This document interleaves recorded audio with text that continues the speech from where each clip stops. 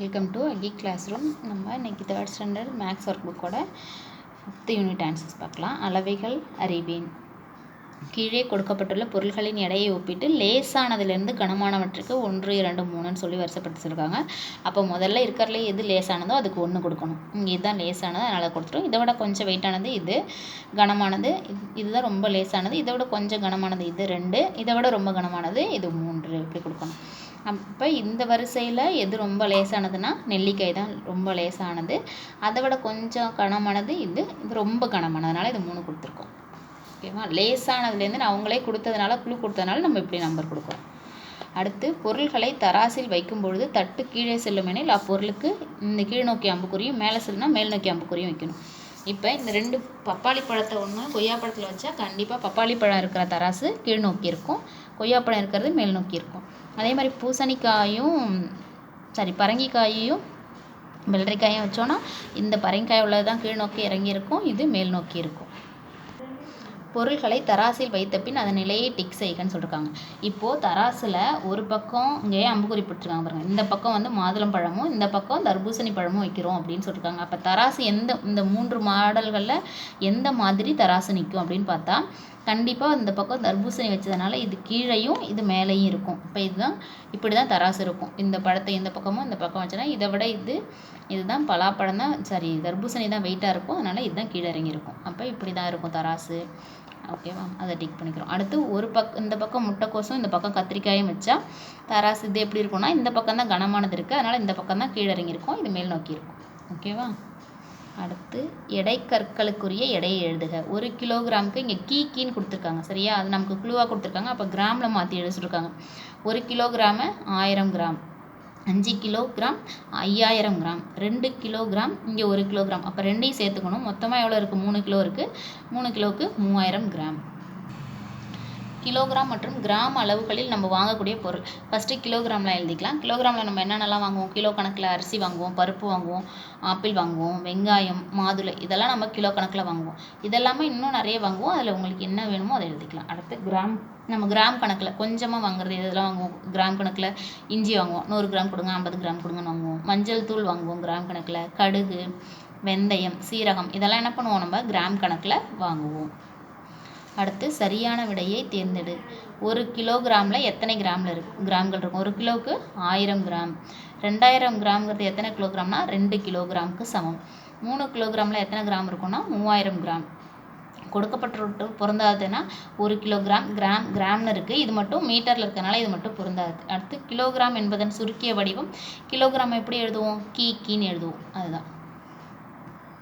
கோடிட்ட இடங்களை நிரப்புக. 3 கிலோகிராம் வந்து 3000 கிராம், 2000 கிராம்ங்கிறது 2 கிலோகிராம், 5 கிலோகிராம்ங்கிறது 5000 கிராம், 9000 கிராம் வந்து 9 கிலோகிராம். 8 கிலோகிராமில் எத்தனை கிராம் இருக்கும்னா 8000 கிராம் இருக்கும். கிராம் என்பதன் சுருங்கிய வடிவம் கி. அடுத்து சரியான விடையை தேர்ந்தெடு. சிவா 2 கிலோகிராம் ஆப்பிள் வாங்கினால் ரமணி 2000 கிராம் ஆப்பிள் வாங்கினாள். இப்போ ரெண்டும் வேறு வேறு அலகில் இருக்குது, இது கிலோகிராமில் இருக்குது, இது கிராமில் இருக்குது. நம்ம இது கிலோகிராமுக்கு மாற்றலாமா இல்லை கிராமுக்கு மாற்றலாம்னா நம்ம ரெண்டில் இருக்கணும் வச்சுக்கலாம். சரி, இப்போ இது 2 கிலோ இருக்கனால நம்ம இதையும் என்ன பண்ணுறோம்? கிலோவுக்கு மாற்றினோன்னா 1000 கிராம் 1 கிலோ, அப்போ 2000 கிராம் எவ்வளோ வரும்? இதுவும் 2 கிலோ தான்.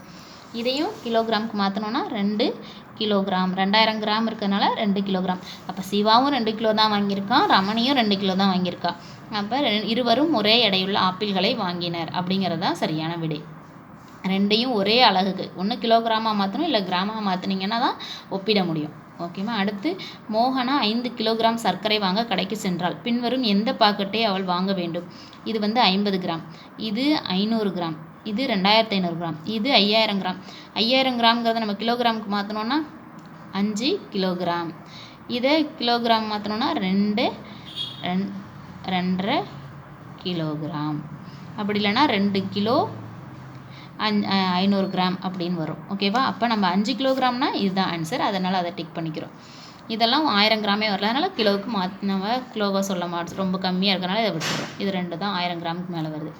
அடுத்து ராதா தான் வாங்கிய 2000 கிராம் எடையுள்ள மாதுளம் பழ எடையை சரிபார்க்க வேணும்னா எந்த எடைக்கல்ல வைக்கணும் அப்படின்னா 2000 கிராம்ங்கிறது 2 கிலோகிராம், அதனால் 2 கிலோகிராம்ங்கிறத எடைக்கல்ல தான் நம்ம வச்சா தான் சரி பார்க்க முடியும். கடிகாரத்தை அதற்குரிய நேரத்தோடு பொருத்தணும். இது வந்து 3 மணிங்கிறத அவங்களே பொருத்திட்டாங்க. அடுத்து 9 மணி, 11 மணி, 7 மணி. ஓகேவா? அடுத்து கடிகாரம் காட்டும் மணியை எழுதுக அப்படின்னு சொல்லியிருக்காங்க. இது 9 மணின்னு அவங்களே எழுதிட்டாங்க. இது சின்ன முள்ளே எந்த முள்ளை காட்டுதோ அதுதான் மணி. பெரிய முள் 12 இருந்தால் அந்த மணி அப்படியே எழுதிக்க வேண்டியதான். இங்கே 5ல் காட்டுது சின்ன முள், அதனால் 5 மணி. இங்கே 3, 12 பெரிய முள் இருக்கனால 3 மணி. இங்கே சின்ன முள் 8 இருக்குது, பெரிய முள் 12 இருக்கிறதுனால 8 மணி. இது 2 முள்ளுமே ஒரே 12க்கு நேரம் இருந்தால் 12 மணி. இது 4 மணி, 4க்கு நேரம் இருக்கிறது. அடுத்து 10 மணி, 1 மணி, 2 மணி. அடுத்து கடிகாரம் காட்டும் மணியை முன்னாடி மணி கொடுத்து நம்ம முள்ளை வந்து நம்ம எழுதணும். இப்போ அவங்களே 2யும் கொடுத்துட்டாங்க, அது எது சரியானதுன்னு நம்ம ஷேட் பண்ணணும். ஓகேவா? இது எத்தனை மணி? 1 மணி. அப்போ 1 மணிக்கு நேரம் ஷேட் பண்ணணும். இது 9 மணி, 9 மணியை ஷேட் பண்ணுறோம். 6 மணி, 6 மணியை ஷேட் பண்ணுறோம். இது 11 மணி, அதனால் 11 ஷேட் பண்ணுறோம். இது 12 மணி, முன்னையே சொன்னேன் 2மே இருந்தால் 12 மணி, அதனால் அதை ஷேட் பண்ணிக்கிறோம். அடுத்து 2 மணி, அடுத்து 10 மணி, இது 5 மணி. ஓகேவா? கொடுக்கப்பட்டுள்ள மணிக்கேற்ப கடிகாரத்தில் முள்களை வரைக. இந்த முள் வரைகிறதுல ஒரே ஒரு சின்ன டிப் என்னென்னா, முதல்ல எடுத்தோடனே பெரிய முள்ளை வரைஞ்சிருங்க. 12 வரைக்கும் நீளமாக போட்டுருங்க. அதை விட கொஞ்சம் கம்மியாக சின்ன முள்ளை அந்த நம்பருக்கு நேராக போட்டுக்கலாம். அப்போனா பார்க்க நமக்கு நிஜ கடிகாரத்தில் இருக்க மாதிரியே தெரியும். இல்லைனா ரெண்டும் ஒரே அளவு மாதிரி நம்ம வரைஞ்சிருவோம். சரியா? இப்போ இங்கே 9 மணின்னு இருக்கிறதுனால முதல்ல 12க்கு நேராக பெரிய முள் வரைஞ்சிட்டு 9க்கு நேராக சின்ன முள் வரையணும். அடுத்து 1 மணிக்கும் அது மாதிரி தான் 12க்கு நேராக பெரிய முள் வரைஞ்சிட்டு 1க்கு நேராக சின்ன முள் வரைஞ்சிக்கிறோம். அடுத்து 10 மணி, 10 மணிங்கக்குள்ளே 12க்கு நேராக பெரிய முள் வரைஞ்சிட்டு 10க்கு நேராக சின்ன முள் வரைகிறோம். 8 மணிக்குள்ளே 12 வரைஞ்சிட்டு பெரிய முள்ளை 8க்கு நேராக சின்ன முள் வரைகிறோம். 6 மணினா 6க்கு நேராக சின்ன முள்ளும் 12க்கு நேராக பெரிய முள்ளும் வரைஞ்சிக்கிறோம். அடுத்து நானே செய்வேன். 4000 கிராம்ங்கிறது எத்தனை கிலோகிராம்னா 4 கிலோகிராம். இது வந்து இங்கே என்ன வரும்? 2 கிலோகிராம், இங்கே 1 கிலோகிராம் இருக்குது. அப்போ இது என்ன வரும்? இதுவுக்கு 2000 கிராம் வரும், இதுக்கு ஒரு 1000 கிராம் வரும். அப்போ ரெண்டையும் சேர்த்தா 3000 கிராம். ஓகேவா? அடுத்து இது எத்தனை மணினா 5 மணி. கலா 4 கிலோகிராம் திராட்சை வாங்கினால் அமுதம் 400 கிராம் திராட்சை வாங்கினான். இங்கே பார்த்தோன்னா நம்ம இதை ரெண்டையும் ஒரே அலகில் பார்த்தா தான் நம்ம என்ன பண்ண முடியும்? ஒன்று கிலோகிராமாக மாற்றணும், இல்லை கிராமில் மாற்றணும்.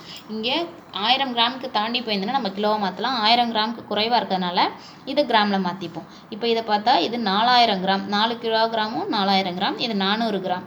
அப்போ கலா வந்து அதிகமாக வாங்கியிருக்காங்க, அமுதன் கம்மியாக வாங்கியிருக்காங்க. இதில் ஆப்ஷன்ஸ் பார்ப்போம். கலா அமுதனை விட அதிகமாக வாங்கினால், அமுதன் கலாவை விட அதிகமாக வாங்கினான். 2 பேரும் ஒரே அளவு வாங்கினாங்க. எடை போட்டு பார்க்காமல் கூற இயலாது. இங்கே எடை போட்டதுனால தான் நமக்கு அளவே சொல்லியிருக்காங்க, அதனால் இந்த ஆப்ஷன் கிடையாது. 2 பேரும் ஒரே அளவு வாங்கலை, அதுவும் தப்பு. கலா தான் அதிகமாக வாங்கியிருக்காங்க. அப்போ கலா அமுதனை விட அதிகமாக வாங்கினாள் அப்படிங்கிறது தான் சரி. அடுத்து ஒரு பையில் 2000 கிராம் கோதுமை வைக்க முடியும் எனில் 2 கிலோகிராம் கோதுமை வைக்க தேவையான பைகள். ஒரு பையில் எவ்வளோ வைக்கலாம்? இது ஒரு அலகு, இது ஒரு அலகில் இருக்குது. இது கிலோகிராம், இது கிராமில் இருக்குது. அப்போ அதனால் இதை நம்ம என்ன பண்ணலாம்? கிலோகிராமுக்கு மாற்றிடலாம். 1000 கிராம் 1 கிலோகிராம். அப்போ 2000 கிராம்ங்கிறது 2 கிலோகிராம். ஒரு பையில் எவ்வளோ வைக்கலாம்? 2 கிலோ கோதுமை வைக்கலாம். அப்போ 2 கிலோகிராம் கோதுமை எத்தனை பை வேணும்? ஒரு பை இருந்தாலே போதும். அடுத்து கொடுக்கப்பட்டுள்ள மணிக்கேற்ப கடிகாரத்தில் முள் 10 மணி. இங்கே என்ன கொடுத்துருக்காங்க? 10 மணி கொடுத்துருக்காங்க. அதனால் நம்ம எப்பயும் போல் பெரிய முள்ளை 12க்கு நேராக பெருசாக வரைஞ்சிடுறோம். அடுத்தது 10க்கு நேராக சின்ன முள்ளை வரைஞ்சிடும். 7வது கொஷின். தவறான கூற்றை தேர்ந்தெடுத்து கொடுத்துருக்காங்க. 5000 கிராம்ங்கிறது 5 கிலோ, இது சரிதான். 8 கிலோகிராம்னா 8000 கிராம் கரெக்டாக வரும். 400 கிராம் 4 கிலோகிராம் கொடுத்துருக்காங்க. 1000 கிராம் இருந்தால் தான் 1 கிலோவே வரும். இது அதை விட கம்மியாக இருக்கிறதுனால இதுதான் தப்பு, இதுதான் தவறான கூற்று. அடுத்து 5 கிலோகிராம் 500 கிராம் அப்படிங்கிறது எவ்வளோ வரும்னா 5000. 5 கிலோவுக்கும் 5000 கிராம், இந்த 500 கிராமே சேர்த்து கூட்டினா 5500 கிராம். 5500 கிராம். ஓகேவா? அதை டிக் பண்ணி எடுத்து எழுதிக்கிறோம். அடுத்து கடிகாரம் காட்டும் மணியை எழுதுக. இது எத்தனை மணி காட்டுது? 3 மணியை காட்டுது. கொடுக்கப்பட்டுள்ள மணிக்கேற்ப கடிகாரத்தின் முள்களை வரைக. 4 மணி கொடுத்துருக்காங்க. அப்போ முதல்ல பெரிய முள்ளை 12க்கு நேராக வரைஞ்சிட்டு சின்ன முள்ளை 4க்கு நேராக வரைஞ்சிக்கிறோம்.